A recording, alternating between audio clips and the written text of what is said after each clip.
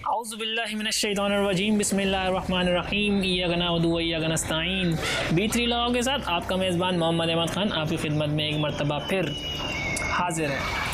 नाज़रीन कराम, आज की वीडियो का टॉपिक है 5S और 5S जो कि मैंने देखा हमारे माशरे में बहुत ज़्यादा ज़रूरत है 5S की, हमारी इंडस्ट्रीज़ के अंदर 5S की बहुत ज़्यादा ज़रूरत है और हमारे लोगों के अंदर इस कल्चर को लाने की बहुत ज़्यादा ज़रूरत है कि वो 5S के ऊपर अमल करें। तो आज की इस वीडियो के अंदर इंशाल्लाह ताला हम बात करेंगे 5S के मुतालिक और बड़ी हेल्दी इन्फॉर्मेशन आप लोगों के लिए लेके आ रहे हैं। तो इस वीडियो को एंड तक ज़रूर देखिएगा और अगर आपने हमारा चैनल अभी तक सब्सक्राइब नहीं किया तो हमारे चैनल को सब्सक्राइब कर दें ताकि आने वाली मज़ीद इन्फॉर्मेटिव वीडियो सबसे पहले आप तक पहुँच सकें।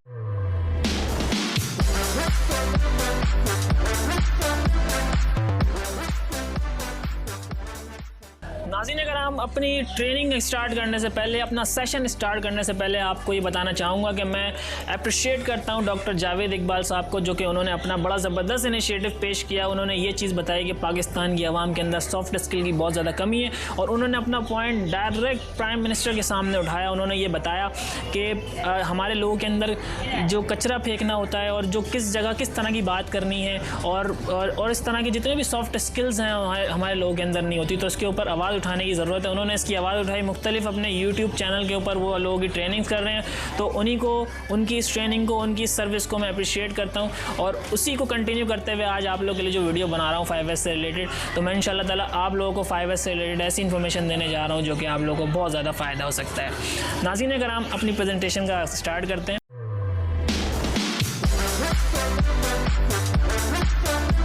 तो इस वक्त स्क्रीन के ऊपर आप देख सकते हैं कि हमारा जो 5S एक्टिविटी है बेसिकली ये क्या है। आज की डेट मैंने यहाँ पे डाली हुई है 24 जनवरी 2021। तो ट्रेनर जो है आपका मोहम्मद अहमद ख़ान, जिससे आप लोग पहले से ही वाकिफ़ हैं। तो आगे बढ़ते हैं। नाज़रीन कराम, 5S बेसिकली है क्या? सबसे पहले तो ये चीज़ आप लोगों को पता होना बहुत ज़्यादा ज़रूरी है। देखिए 5S जो है वो इंग्लिश का एक वर्ड है और जब 5S होते हैं तो उसको जब जोड़ा गया तो 5S हो गया। अब वो 5S है क्या? 5S जो कि 5 वर्ड्स हैं इंग्लिश के। सबसे पहला है सॉर्ट, दूसरा है सेट इन ऑर्डर, तीसरा है शाइन, चौथा है स्टैंडर्डाइज और पांचवा है सस्टेन, जो कि स्क्रीन के ऊपर आप देख सकते हैं। ये तमाम जो कि इनका एक पूरी थ्योरी है जो कि इंशाल्लाह ताला आने वाली स्लाइड्स के अंदर मैं आपको दूंगा। इस स्लाइड्स में बताने का मकसद सिर्फ ये था कि 5S हैं जिनको जोड़ा गया तो 5S बन गया। मज़ीद डिटेल आगे वाली स्लाइड्स में देखते हैं। 5S का सबसे पहला है जिसके बारे में मैं आपको बताना चाहूँगा, सॉर्ट।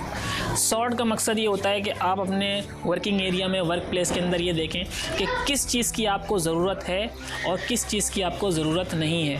5S इसका पहला S है ये, जिसमें सॉर्ट कहा गया है। सॉर्ट में ज़रूरी और गैर ज़रूरी चीज़ों को आपको अलहदा करना होता है। ये पहला S है। सबसे पहले आपको पहला S मैंने आपको बता दिया, सेपरेट कर लें दोनों चीज़ों को।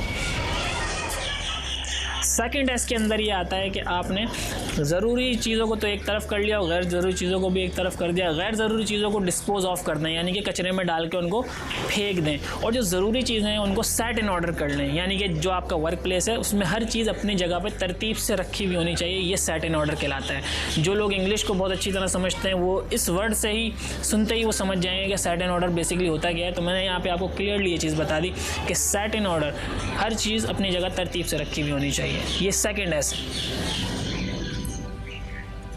5S का थर्ड S जो कि मैं इस वक्त आपको बताने वाला हूँ।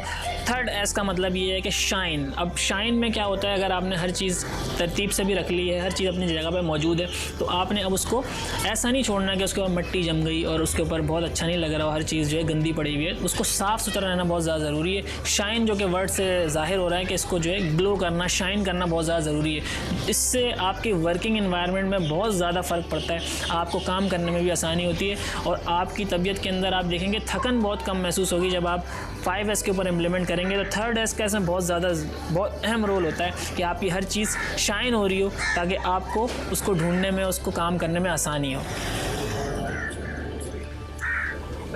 चौथा S जो होता है वो स्टैंडर्डाइज होता है। स्टैंडर्डाइज दोस्तों ये होता है कि आपने तीनों एस कर लिए, 1 2 3 एस आपने कर लिए, और अब आपकी हर चीज़ प्रॉपर चीज़ जो आपके काम की चीज़ है आपके पास ही पड़ी है, वो शाइन भी हो रही है।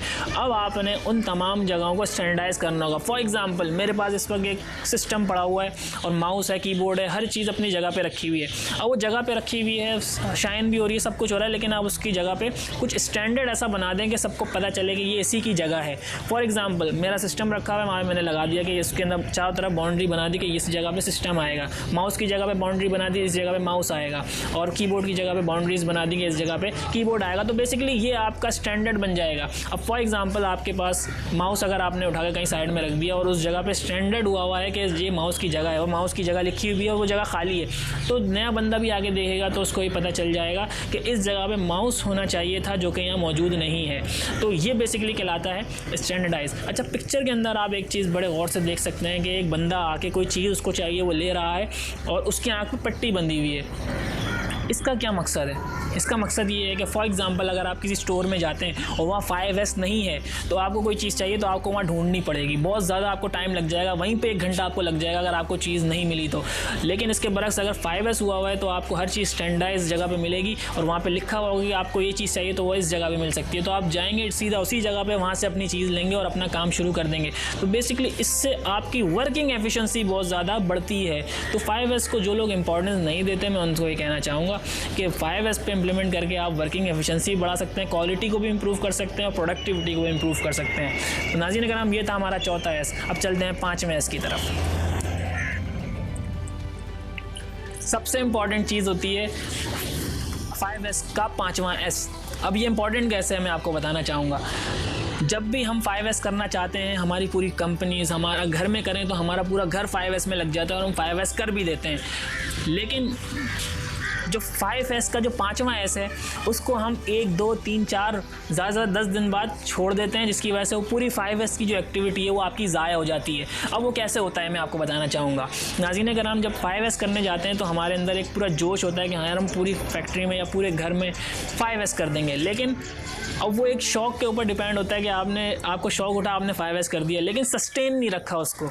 अगर आप 5S का 5वां एस यानी सस्टेन नहीं कराएंगे तो वो सस्टेन नहीं करा तो 5S पूरा बेकार हो जाएगा। तो सबसे इंपॉर्टेंट यही होता है कि अगर आपने यहाँ इतनी मेहनत करके 5S को मेंटेन कर लिया है तो उसको सस्टेन ज़रूर रखें, ताकि वो जो 5S आपने किया है उसका असल फ़ायदा जब भी होगा जब वो सस्टेन रह सकेगा।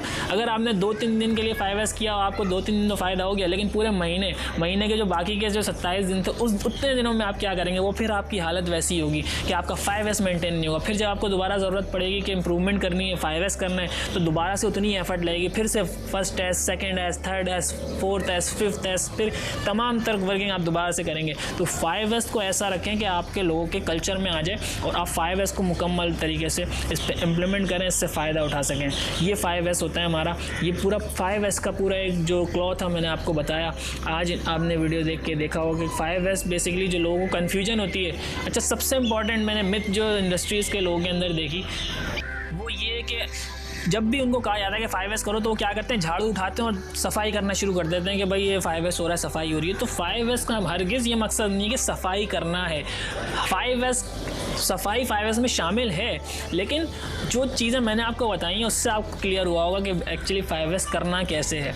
नाज़रीन कराम, आपको बहुत ज़्यादा 5S का आपको इल्म हुआ होगा इस वीडियो से। अच्छा, अब मैं आपको कुछ चीज़ें दिखाना चाहूँगा, जैसा कि आप स्क्रीन पर देख सकते हैं। जो स्टोर की मैंने एक मिसाल दी थी वो आप स्क्रीन पे देखें कि एक जो बिफ़ोर 5S एक स्टोर है और एक आफ्टर 5S एक स्टोर है। अब बिफ़ोर 5S देखें आप, सारी चीज़ें जो है बिना तरतीब से पड़ी हुई हैं, कुछ चीज़ समझ में नहीं आ रही कौन सी चीज़ कहाँ है। लेकिन अगर दूसरी तरफ 5S वाली अगर स्टोर की बात की जाए तो कलर कोडिंग के साथ हर चीज़ अपनी जगह पर मौजूद है, तो वहाँ काम करने वाले को भी आसानी है और उससे रिलेटेड जितने भी लोग हैं उनको भी आसानी है कि उनको बर वक्त चीज़ मिल सकती है। एक और चीज़ जो एक और बड़ी मिथ है जो कि मैं इंडस्ट्रीज़ के अंदर देखता हूँ वो ये कि लोग अपने ऑफिस के अंदर 5S को इम्प्लीमेंट नहीं करते। वे समझते हैं कि ऑफिस तो है ही साफ़, वहाँ पे 5S की ज़रूरत क्या है। 5S तो वर्कशॉप फ्लोर के ऊपर होता है जहाँ पे गंदगी मची हुई है। ऐसा हरगिज़ नहीं होता।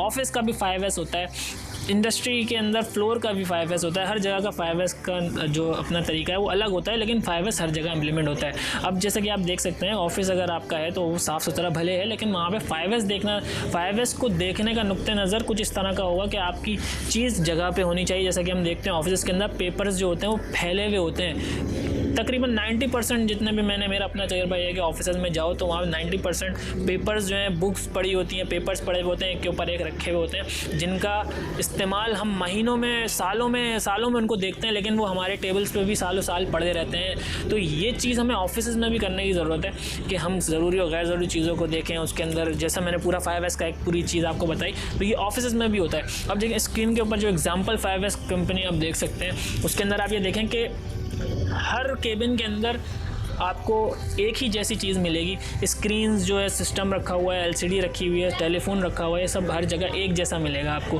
कहीं ऐसा नहीं होगा कि कहीं LCD छोटी बड़ी हो गई, आपको कहीं ऐसा नहीं मिलेगा कि आपने कहीं कुर्सी देख लें आप, कुर्सियाँ भी सब जगह एक जैसी हैं। तो ये 5S हर जगह का अपने हिसाब से होता है। आप ये नहीं समझिएगा कि जो आपका ऑफिस है, ऑफिस में 5S की ज़रूरत नहीं है। देखिए ऑफिस का भी 5S है, जैसा कि मैंने आपको बताया। एग्जाम्पल नंबर 2 देख सकते हैं आप कि ये इंडस्ट्री आप देख रहे हैं, आप लोग, ये इंडस्ट्री जब मैंने देखी थी, ये पिक्चर देखी थी, तो मेरा भी एक वो हुआ था, दिल हुआ था, काश इंडस्ट्री मैं भी इस ऐसी इंडस्ट्री में काम कर सकूं। तो ऐसा क्या किया इस कंपनी ने कि इसने अपने वर्किंग इन्वायरमेंट को इतना ज़बरदस्त कर लिया। इसने कोई हाई फाई काम नहीं किया भाई, इसने सिर्फ और सिर्फ 5S के ऊपर इम्प्लीमेंट किया, और 5S पे इम्प्लीमेंट करने के बाद आपने रिज़ल्ट देख लिया, वो ये रिज़ल्ट आ गया आपके पास। तो ये हम भी कर सकते हैं अपनी इंडस्ट्रीज़ के अंदर। सिर्फ 5S को अहमियत देने की ज़रूरत है। जब 5S को अहमियत देंगे तो हम इस तमाम तर चीज़ों पे हम भी ऐसी इंडस्ट्री अपनी बना सकते हैं। थर्ड एग्जांपल इस वक्त स्क्रीन के ऊपर आप देख सकते हैं, ये भी एक इंडस्ट्री है। इन्होंने भी, इनके बहुत बड़ा प्लांट लगा हुआ है, बड़ा साफ़ सुथरा, बड़ा अच्छा लग रहा है दिखने में। तो मैं आप लोगों को ये कहना चाहूँगा कि इन्होंने भी सिर्फ और सिर्फ 5S के ऊपर इम्प्लीमेंट किया। जो चीज़ें मैंने अभी आपको बताई उस पर अमल करके इन्होंने अपनी पूरी फैक्ट्री का नक्शा बदल दिया, और हर बंदा इसको देख के चाहेगा कि यहाँ पे ऐसा माहौल उनको भी मिले काम करने का। तो क्यों ना हम ऐसे बन जाएँ, हम ऐसी चीज़ें जो हमने आपको बताई उस पर हम इम्प्लीमेंट करें, अपना भी इन्वायरमेंट ऐसा बना लें। एक और एग्जांपल स्क्रीन के ऊपर आप देख सकते हैं, ये भी जस्ट 5S की एग्जांपल है। इसमें भी कोई ऐसी रॉकेट साइंस नहीं है, जस्ट 5S के ऊपर इन्होंने इम्प्लीमेंट किया और अपनी इंडस्ट्री को ऐसा बना लिया। Thank you so very much दोस्तों। आपकी आज की जो आज की वीडियो थी उसमें हमने आपको टोटल 5S से मुताल्लिक चीज़ों के बारे में बताया।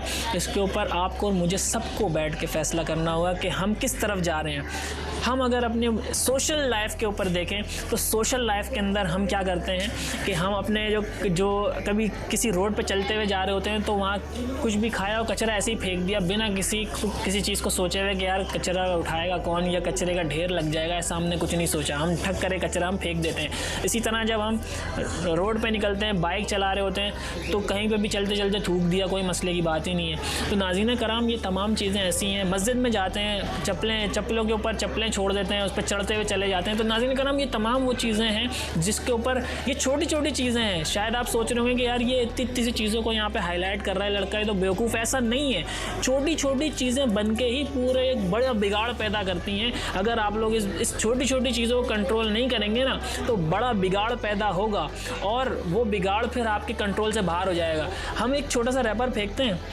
वो रैपर जब आप फेंकेंगे तो वो एक रैपर है, लेकिन जब पूरा गुजरते हुए 100 के 100 लोग वो रैपर फेंक देंगे तो वो एक पूरा 100 रैपर का एक पूरा टीला बन जाएगा, जिसको फिर उठाने के लिए आपको मशीनरीज चाहिए होंगी।